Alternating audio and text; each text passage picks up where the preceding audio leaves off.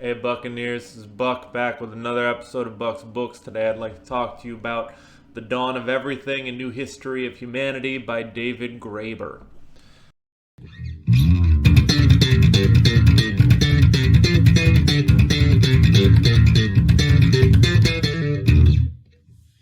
I walked into this expecting it to be one of those books that's like civilized to death. It's like comparative anthropology and big historical analysis and cultural criticism, but evolutionarily and anthropologically backed.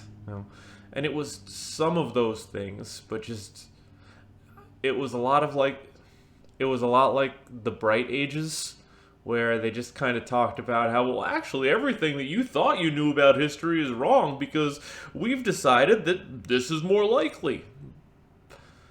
But because it's anthropology, you don't know. David Graeber, you're just guessing. And he challenges all of these conventions that he takes for granted that we all assume happen, but he's also answering questions that nobody really asked. So much of the book, the main thrust of the book, was trying to discover the origin of inequality and suggesting that we are not innately monarchic or feudalistic species. But I have never had anyone say to me that, hey, Buck, human beings are an innately monarchic or feudalistic species. Like, that's never happened. I've never run across anyone who made that suggestion to me. This isn't very strongly argued anywhere, so I don't understand why you need to write a, what was it, 700 page? Yeah, 700 page book. Finally and conclusively proving, utilizing only conjecture, that it turns out we are not innately driven to exist in a kingdom, which, again, nobody ever said. I liked how much he talked about Native American cultural practices and how they structure their sort of non-hierarchies. How what he was trying to get across was that equality is sort of the norm in most societies. And he dunked on Jared Diamond, which is good. Jared Diamond needs to be dunked on. Guns, Germs, and Steel sucked. I know it's like the end all be all of this entire genre of book, but that doesn't make it good. Just because it's popular enough that people know what it is doesn't mean it's a good book.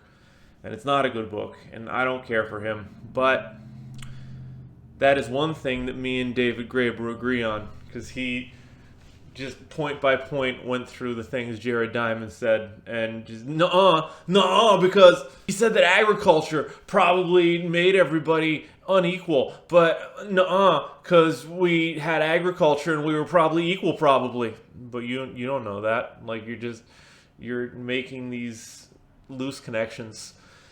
And that's what anthropology is. It's all loose connections, because all that we got is bones. We dig up some bones, or we look at some Excel spreadsheets that the Sumerians scratched into their tablets, and we're like, ah, yes, these grave goods certainly have ritual significance. But that you don't know. You don't know what ritual. You weren't there. None of us were there. So it's all guesswork. Anthropology in general. Evolutionary psychology. Anything that you can't do in a lab is going to be guesswork, and you can't do any of this in a lab. I'm sorry, all the people who study this and pretend that they're scientists, but what you're doing is not science. What you're doing is guessing. And that's fine. I like your guesses. I think they're exciting. I think it's fun. But David Graeber guessed in a new and exciting direction, and that's like the whole thrust of the book. Just, what if everything we thought was wrong and it turns out it's all this the whole time? And like, maybe, and that's certainly possible, David Graeber. There's no reason why not. Just like there's no reason to assume that what we had previously assumed is actually the way it went, because nobody knows anything until we can thaw out an Encino man and teach him English and ask him. We're not going to know anything. So But we do know about modern practices, or those that have been preserved through oral histories. And that's what he talks about a lot with the Native American tribes. And he talks about how egalitarian and kind of socialist the Aztecs were, which is an interesting approach because they're very renowned for ripping people's hearts out. Like, that's like their whole deal. If you don't know anything about the Aztecs, that's the one thing that you know.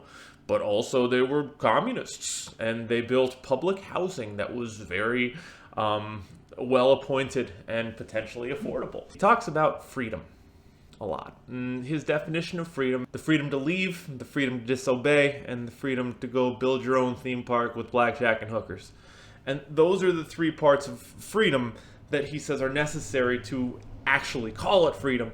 And because of that, America's not truly free. They have pretend freedoms. And it was propaganda, and it was decidedly anti-American propaganda. But of course it was. He's an academic with communist leanings, as opposed to the academics without. So I take issue, but it's confusing for me. Here, let me walk through this. So I understand why you would critique the government, because how can you not? And that's true of any government. How can you not? A government is just a bureaucracy that kills people. So the larger the bureaucracy, the more inefficient and corrupt it becomes. And it really doesn't get larger than a government, especially if your nation is tremendous, right? So inevitably, that's going to be a mess. And I'm on board. Me and the damned pinkos are in agreement on that.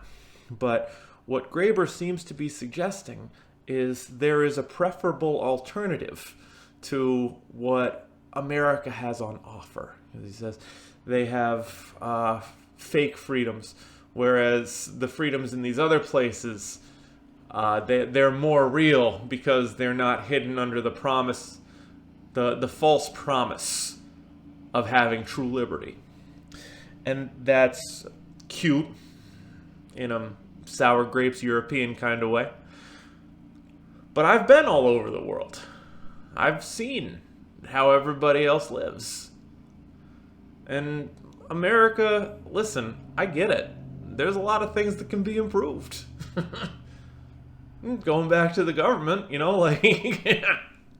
inevitably those are going to be terrible. And that's true of any government. Go find me a government and it's going to be terrible. You can't find me a good government. You can't. And if you suggest one, you're probably on a payroll or just deeply deluded. And that's fine. Of all the options out there, America number one. Sorry, fellas. It's just the way it is. And I could understand why that would infuriate you if you're European, but cope and seethe. There are better places to be than many places in America. But I don't think it's fair to say that there are any countries better than America. Like if you had your druthers, if reincarnation turns out to be real, and you're like, so which, you have your choice. There's no patriotism involved, no nationalism ahead of the game. You get to choose which country you want to be born into. Do you want to be born into the most powerful and richest one, where the median income makes you better than 90% of the world? Or would you rather be a sheep herder in some outskirt of Romania that doesn't have internet access yet? You're probably gonna pick America. Now, if this choice were put to me, I would pick Mongolia. I would be born, if I could do it all over again, USA number one. However, I would be Mongolian. That would be sick. They're living the same way that they were 1,000 years ago, only now they got dirt bikes and 5G. That rules. What more could you ask for? That rules. But that's probably not going to happen. because reincarnation isn't real, and when you die, you go into a hole in the ground and you return to the dirt, and it's all a big nothing. That said, let's get back to the communist propaganda. Huh? Our boy really pushes the idea that the dawn of everything, we just kind of happened into inequality by accident and like recently, and it's because of the mean old Europeans. Probably.